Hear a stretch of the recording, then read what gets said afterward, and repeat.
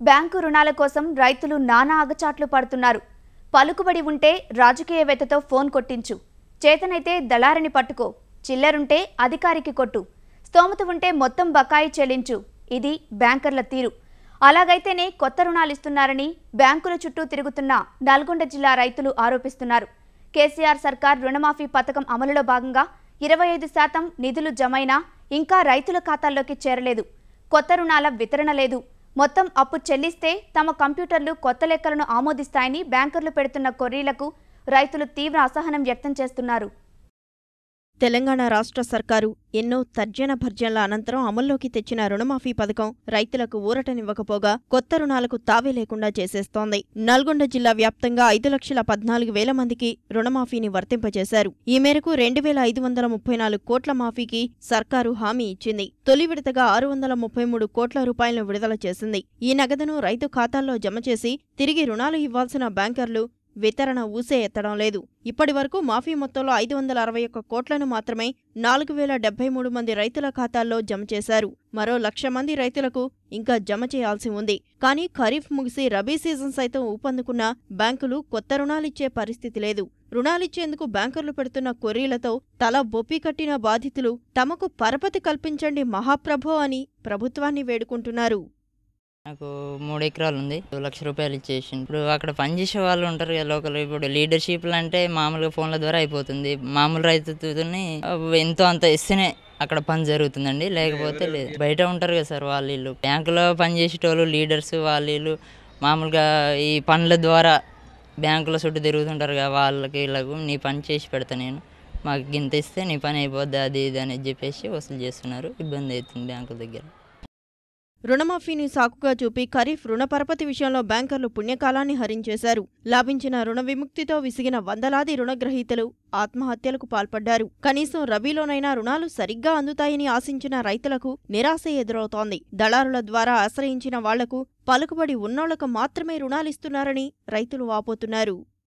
50,000 అప్పు ఉంది సార్. 25,000 మాఫీ అయింది. అందులో మళ్ళీ ఇప్పుడు అమౌంట్ పాత మొత్తం అమౌంట్ కట్టేస్తే నీకు రెన్యువల్ చేస్తామంటున్నారు. ఇప్పుడు అమౌంట్ తెచ్చి మొత్తం కట్టే స్థితిలో మేము లేము. అందులో ఆ 50,000 దళారు వ్యవస్థ కడితే వాళ్ళకి 3,000 మనం ఇవ్వాల్సి ఉంటుంది. వచ్చే 70,000 మామూలుగా వాళ్ళకి 50,000 పోతే 50,000 3,000 ఇంట్రెస్ట్ కట్టాల్సి ఉంటుంది. మనకు పోతే ఉంటే 15,000 16,000 అట్లా వస్తుంది. కాబట్టి ఈ దళారు వ్యవస్థ వల్ల మామూలు రైతులు మొత్తం చాలా ఇబ్బందులు ఎదుర్కోవాల్సి వస్తుంది. దయచేసి మీరు గవర్నమెంట్ వాళ్ళు దీనికి సహకరించి దళారు వ్యవస్థను అరికట్టాలని కోరుచున్నాం. కట్టను చాలామంది వస్తున్నారు, తిరిగిపోతున్నారు. ఎవరన్నా పలుకుబడిన వ్యక్తులు సర్పంచ్ కానీ ఇలాంటి వాళ్ళు చెప్తేనే పనులు అవుతున్నారు. కానీ మామూలు రైతులు ఎవరికి పనులు కావట్లేదు. ఒక రోజులో 3,000 ఇంట్రెస్ట్ అంటే మీరు ఒకసారి ఆలోచించండి. ₹1,00,000 బకాయి ఉన్న రైతుకు 25,000 రూపాయలను ప్రభుత్వం చెల్లించింది. సదరు రైతుకున్న భూమిని బట్టి రుణాల రెన్యువల్ చేయాల్సిన బ్యాంకర్లు మొత్తం కడితేనే కొత్త రుణాలంటూ ఖరాఖండిగా చెప్తున్నారు.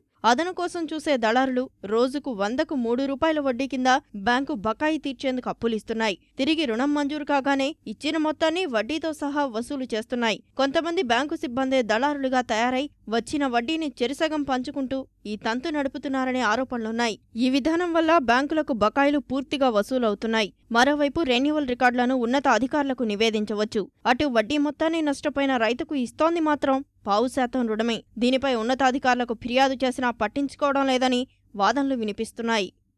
నాకు 2 ఎకరాల 26 గుంటల శల్క ఉంది. పోయిన సంవత్సరం 50,000 లోన్ తీసుకున్నాను. 50,000 కట్టండి, రెన్యువల్ చేసుకోండి అంటున్నారు.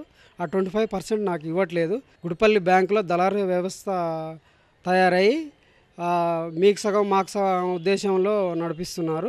13,000 చిల్లర మాఫీ అయింది సార్. 13,000 చిల్లర మాఫీ అయితే మిగతా అమౌంట్ కట్టండి, రెన్యువల్ చేస్తాము అని తిరుగా చేస్తున్నారు. మిగతా అమౌంట్ నా దగ్గర లేదు కాబట్టి నాకు రెన్యువల్ చేస్తలేరు. నేను కలెక్టర్ గారు కూడా ఫిర్యాదు ఇచ్చాను. వాళ్ళు కూడా ఏం చర్య తీసుకోలేదు. రీజనల్ బ్యాంకు కాడికి వెళ్ళండి, అక్కడ మాట్లాడండి అని చెప్పారు. నన్ను ఎట్లా ఆదుకోవాలని నేను కోరుచున్నాను. రుణమాఫీ నిధులు బ్యాంకులకు విడుదలై 2 నెలలు గడుస్తున్నా పూర్తి స్థాయిలో నేటికి రైతుల రుణాలు రెన్యువల్ చేయని దుస్థితి. స్పందించిన బ్యాంకర్లు సాంకేతిక కారణాలను సాకుగా చూపుతూ మొత్తం చెల్లిస్తేనే రుణాల కోసం రండని పరోక్షంగా సూచనలిస్తున్నారు.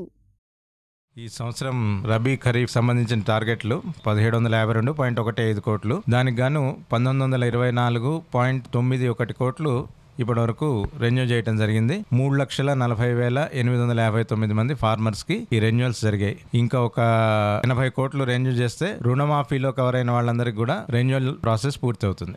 కొన్ని బ్యాంకుల్లో కొన్ని గైడ్ లైన్స్ ప్రకారం వాళ్ళు చేస్తున్నారు. ఇప్పుడు అకౌంట్ ఎన్పిఐ అయ్యే పరిస్థితి ఉంటే మటుకు కట్టకపోతే వచ్చే నెక్స్ట్ ఇన్స్టాల్మెంట్ వచ్చేది ఇబ్బంది అవుతుంది. అమౌంట్ కట్టకుండా దాంట్లో ఇప్పుడు ఈ రుణమాఫీ అమౌంట్ క్రెడిట్ చేయడం జరగదు కాబట్టి ఆ అమౌంట్ మీరు కట్టి తీసుకోవాల్సి వస్తుంది. కొన్ని కేసెస్లో కట్టి తీసుకోమంటంలో ఇంకో ఉద్దేశం ఏంటంటే కొన్ని బ్యాంకుల్లో ఉన్న సాఫ్ట్వేర్ ప్రకారం ఏంటంటే కట్టేస్తేనే మళ్ళీ ఇంట్రెస్ట్ సబ్వెన్షన్ అనేది వర్తిస్తుంది. అలా చూపించలేని పరిస్థితి ఉంటే వాళ్ళకి అది ఆ ఇబ్బంది వస్తుంది కాబట్టి అమౌంట్ కట్టి మళ్ళీ తీసుకోమని అడుగుతున్నారు కొన్ని బ్యాంకర్లు. వాళ్ళ దగ్గర ఉన్న సాఫ్ట్వేర్ ప్రాబ్లమ్స్ వల్ల అలా చేస్తున్నారు. 1 year దాటిన తర్వాత కడితే 11.5% అట్లా పడుతుంది. కొత్త రుణాలిస్తేనే మాఫీ అమల్లోకి వచ్చినట్లని అమాత్యులు బ్యాంకులకు సూచించారు. సర్కారు విజ్ఞప్తులను బ్యాంకర్లు పెడచెవిన పెట్టడంతో వ్యవస్థాగత రుణాలన్నవి రైతులకు ఇప్పట్లో అందడం గగనమే. ఇప్పటికైనా రుణాల మంజూరుపై దృష్టి పెట్టకపోతే భవిష్యత్తులో సర్కారుకు మాఫీ సెగ తగలడం ఖాయం.